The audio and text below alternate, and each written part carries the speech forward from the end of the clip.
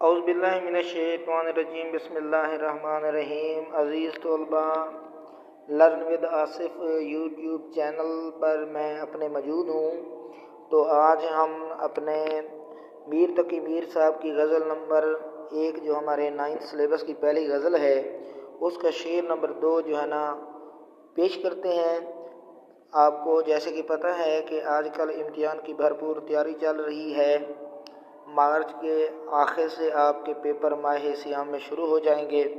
تو آپ کو میری ویڈیو اگر اچھی لگے تو میری حوصلہ افزائی کیجیے تاکہ میں مزید اچھا کام آپ کے لیے پیش کر سکوں۔ تو کل میں نے پہلا شعر غزل کا بھیجا تھا، آج اس کا جو ہے نا شعر نمبر 2۔ بسم اللہ الرحمن الرحیم۔ ناز کی اس کے لب کی کیا کہیے، ناز کی اس کے لب کی کیا کہیے، پنکھڑی ایک گلاب کی سی ہے۔ اس کی لغت کرتے ہیں عزیز طلباء۔ نازکی، ملائمیت، نرم رو ہونا۔ اچھا جی، لب، ہونٹ یا دہن منہ کو کہتے ہیں جی۔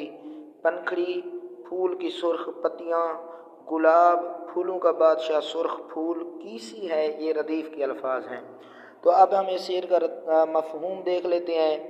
محبوب کی ہونٹوں کی نزاکت کے کیا ہی کہنے، وہ ایسے رسیلے اور سرخ ہیں، خوشبو سے بھرے ہوئے ہیں جس طرح گلاب کا پھول واقع ہوا ہے۔ تو اب ہم اس شعر کی تشریح کرتے ہیں۔ شاعر کہتے ہیں، میر تقی میر کی شاعری آسان الفاظ کا امیزہ ہوتی ہے۔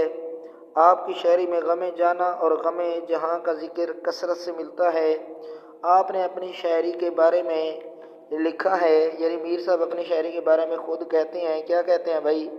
مجھ کو شاعر نہ کہو میر کے صاحب ہم نے، مجھ کو شاعر نہ کہو میر کے صاحب ہم نے، درد و غم کتنے کیے جمع تو دیوان کیا۔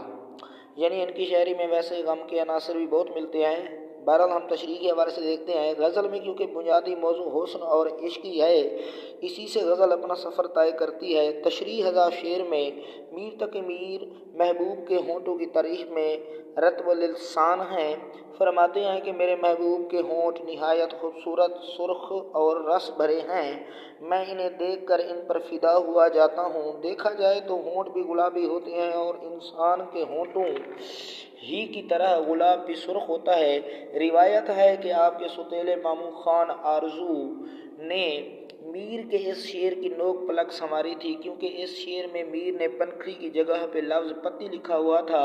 میر صاحب نے اپنے استاد محترم خان آرزو کے حکم کے مطابق لفظ پتی کو تبدیل کر کے پنکھڑی لگایا تو شعر کی چاشنی اور جاذبیت دوگنی ہو گئی یا بڑھ گئی۔ محبوب کے اعضائے جسمانی کو کافی شعراء نے غزل میں برتا ہے۔ مثلاً آپ ہی کی کتاب کا غزل کا ایک شعر ہے آتش صاحب کا کہ زنخداں سے آتش محبت رہی، زنخداں سے آتش محبت رہی، کنویں میں مجھے دل ڈبویا کیا۔ تو میر تقی میر بھی اپنے محبوب کے ہونٹوں کی تعریف کر رہے ہیں۔ آپ نے عشق مجازی سے عشق حقیقی کی طرف قدم بڑھایا۔ احمد فراز صاحب اپنے محبوب کی تعریف یوں کرتے ہیں، سنا ہے بولے تو باتوں سے پھول جھرتے ہیں، سنا ہے بولے تو باتوں سے پھول جھرتے ہیں، یہ بات ہے تو چلو بات کر کے دیکھتے ہیں۔ عزیز طلباء، اگلی ویڈیو میں اگلے شعر کے ساتھ حاضر ہوتے ہیں، تب تک اللہ حافظ۔